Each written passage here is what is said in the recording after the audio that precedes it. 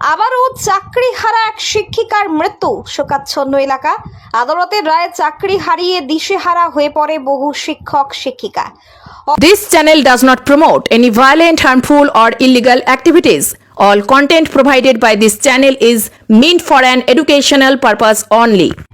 আবারও চাকরিহারা এক শিক্ষিকার মৃত্যু, শোকাচ্ছন্ন এলাকা। আদালতের রায়ে চাকরি হারিয়ে দিশেহারা হয়ে পড়ে বহু শিক্ষক শিক্ষিকা। অবসাদে অনেকের মৃত্যুর ঘটনা ঘটেছে। পাঁশকুড়ার এক শিক্ষকের মৃত্যুর ঘটনার পর 2016 সালে এসএসসির মাধ্যমে চাকরি পাওয়া এক শিক্ষিকার মৃত্যু।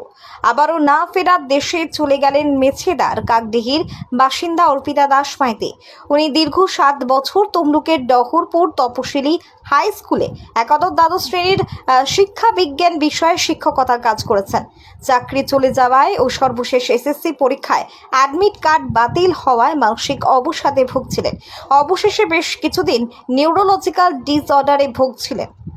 মাত্র 35 বছরের শিক্ষিকার অকাল মৃত্যুতে পরিবারে নেমে এসেছে শোকের ছায়া। কলকাতার একটি হাসপাতালে তার মৃত্যু হয়। তিনি তমলুক পুরসভার 16 নম্বর ওয়ার্ডে তমলুক ডহরপুর তপশিলি হাই স্কুলের শিক্ষিকা ছিলেন। প্রতিবেশী সুজয় কুমার মাইতি জানান, আদালতের রায়ের পর থেকে উনি ভেঙে পড়েছিলেন। মেধাবী ছিলেন। হঠাৎ করে এইভাবে চলে যাবে আমরা ভাবতে পারছি না। নিত্যানন্দ মাইতি জানান, চাকরি চলে যাওয়ার পর থেকেই ভেঙে পড়ে। বৌমা আরও অসুস্থ হয়ে পড়ে। কলকাতার মেডিকেলে চিকিৎসাধীন ছিল। গতকাল রাতে মৃত্যু হয়। আমরা দিশেহারা হয়ে পড়েছি। মৃত্যুর খবর পেয়ে বাড়িতে স্থানীয় শাসক দলের জনপ্রতিনিধিরা হাজির হয়েছেন। পরিবারের পাশে রয়েছেন তারা। জাহাঙ্গীর বাদশা রিপোর্ট, জেবি। অর্পিতা দাস মাইতি। কি হয়েছিল? মারা গেছেন কেন? মারা গেছে গতকাল ওই রাত্রি 1:50। কি হয়েছিল ওনার?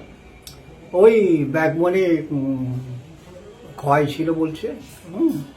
জল জমছিল ওখানে। তবে ওটা এমন কিছু সিরিয়াসনেস ছিল না, চিকিৎসা চলছিল। কিন্তু যেটা এসে শেষে দাঁড়ালো আর কি, সেটা হলো যে ওইটা সারাতে গিয়েই অপারেশনটা করতে হয়েছে। কোথায় ভর্তি ছিল এখন? ওই মেডিকেল। আচ্ছা, এসিসিতে নামটা বাদ চলে যাবে এরকম কি কোনো আতঙ্কে বা টেনশনে ভুগছিল? সেটা তো একটা ওদের স্কুলের মাস্টারদের সঙ্গে বা এর সঙ্গে খুবই পরিচিতি ছিল।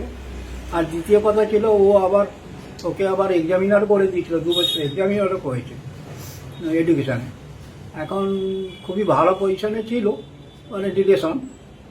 আর যেদিনকে এটা ডিক্লেয়ার করে মানে ইয়েতে সুপ্রিম কোর্ট, সেদিনকেও বাড়ি স্কুলে গেছে, করেছে। কিন্তু সেটা সম্পর্কে এত রিজার্ভ আর এত মানে বলতে পারেন যে বলিষ্ঠতা, সহজে উইকনেসটাকে ধরা যায়নি। কিন্তু একটা তো উইকনেস আছেই। আর মধ্যখান থেকে একটা ব্যাড নেম, মুখ তুঙ্গ, এগুলো তো আসছেই। এত ভালো স্কুলে এত সম্পর্কের পরেও একটা ব্যাড নেম এসে গেছে। এইটা তো একটা স্বাভাবিক একটা মানসিক ক্রিয়া সৃষ্টি করে। আর দ্বিতীয়ত কথা হলো যে এবারে এক্সামিনারগুলো নিয়ে যে যা কেসা কেলেঙ্কারি করেছে, তা যা হয়েছে তাতে করে ও শেষ পর্যন্ত যাই হোক পরীক্ষা দিত, যার জন্য পড়াশোনা করছিল, একটা হোপ আর কি। কিন্তু তারপরে এই অসুস্থতার পর তার পরীক্ষা দিতে পারলো না, বা অবস্থায় গেল। আপনার নাম কি? আমার নাম নিত্যানন্দ মাইতি। আপনার কি হয়? আমার বৌমা। আপনার বাড়ি? আমার বাড়ি এখন এখানকার বাড়ি কাকডিহি মেচেদা। আর আমার পুরাতন বাড়ি বাহার কথা। আমি যেটা অনুভব করছি যে বর্তমানে শুনলাম যে অসুখ হয়েছে, তবে মানে ওনার চাকরিটা চলে যাওয়ায় আমার মনে হচ্ছে যে গভীরভাবে একটা আঘাত পেয়েছে। সেই আঘাত থেকে বিভিন্ন রোগের হয়তো উপশম হয়েছে। আর হঠাৎ করে চলে যাওয়ার জন্য সত্যিকারে আমরা দুঃখিত। আমরা জানতাম উনি খুব ভদ্র, নম্র আর উচ্চশিক্ষিতা, আর পড়াশোনায় ভালো ছিল। কিন্তু হঠাৎ চলে যাওয়ার জন্য আমরা খুবই দুঃখিত। কী কারণে হলো ডাক্তাররাই ভালো করে বলতে পারবেন। তবে আমরা সাধারণ মানুষ যেটা রিয়ালাইজ করছি সেটা হচ্ছে যে চাকরিটা চলে যাওয়ার জন্য গভীরভাবে আঘাত পেয়েছে। কি করে মারা গেলেন উনি? হার্ট অ্যাটাক করে মারা গেছে। কোথায়? ওটা হচ্ছে কলকাতার মেডিকেলে। কি নাম ওনার? আমার নাম সুজয় কুমার মাইতি। ওনার নাম কি? অর্পিতা মাইতি। এটা কোন জায়গা? এটা কাকডিহি।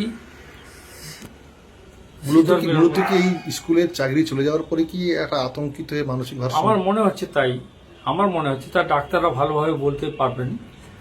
আমার মনে হচ্ছে চাকরিটা চলে যাওয়ার জন্য ভিতরে ভিতরে হয়তো অনুতপ্ত হয়ে বা অনুশোচনায় উনি ভেঙে পড়েছিলেন, যার জন্য অনেক রকম রোগের উপশম হতে পারে।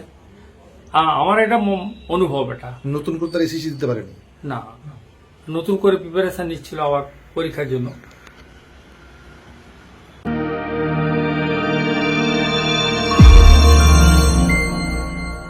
আপনারা দেখছেন জেবি লাইভ নিউজ, সব খবর সবার আগে। মেচেদায় সামন্ত অ্যাপার্টমেন্ট ফ্ল্যাট বুক করলে ফ্রিজ ফ্রি।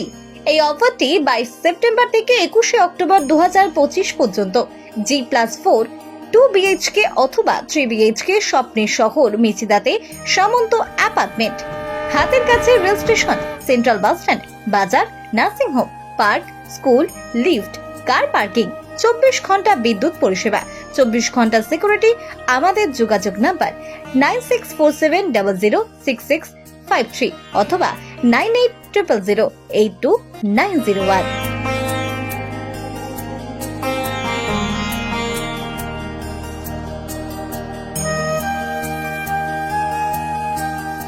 স্বাদে আহ্লাদে উৎসবের ছন্দে এখন আপনার প্রতিটি স্বাদের মুহূর্তই কাটুক দ্য গ্র্যান্ড চয়েস রেস্টুরেন্টের সাথে। এখানে পাবেন ইন্ডিয়ান থেকে চাইনিজ, মোগলাই থেকে ইতালিয়ান সহ নিত্য নতুন সমস্ত রকমের জিভে জল আনা লোভনীয় আইটেমের সমাহার। এমনকি তমলুক পৌরসভা এলাকার মধ্যে কোনো রকম ডেলিভারি চার্জ ছাড়াই খাবার সরবরাহ করি। The grand choice restaurant 100% fresh ও হেলদি খাবার উপভোগ করতে চলে আসুন এই ঠিকানায়। চক কামিনা, তমলুক, পূর্ব মেদিনীপুর। তমলুক, পূর্ব মেদিনীপুর। আমাদের মোবাইল নাম্বার 8293070075 অথবা 9679373535। বন্ধ্যাত্ব কোনো অভিশাপ নয়, এটি চিকিৎসার মাধ্যমে নিরাময় সম্ভব। পূর্ব মেদিনীপুরের সর্বপ্রথম টেস্ট টিউব বেবি সেন্টার এখন তমলুকে। যোগাযোগের ঠিকানা উত্তরণ ইনফার্টিলিটি ক্লিনিক প্রাইভেট লিমিটেড, পদুম বসান, আদি মোহিনী মোহন কাঞ্জিলালের পাশের গলিতে। যোগাযোগ 9679225556 এই নম্বরে।